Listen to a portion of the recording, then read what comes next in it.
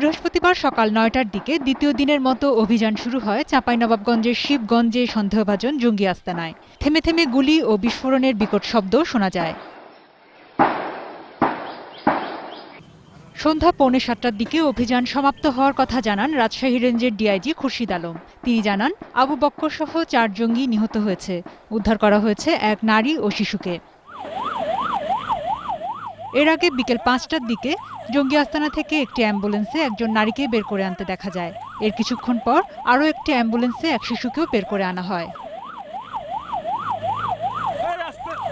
Police জানায়, প্রায় 2 মাস আগে স্ত্রীসহ আবু বক্কর নামে এক ব্যক্তি বাড়িটি ভাড়া নেয়। আবু বক্কর জঙ্গি বলে প্রাথমিক তথ্য পেয়েছে আইনশৃঙ্খলা রক্ষাকারী বাহিনী।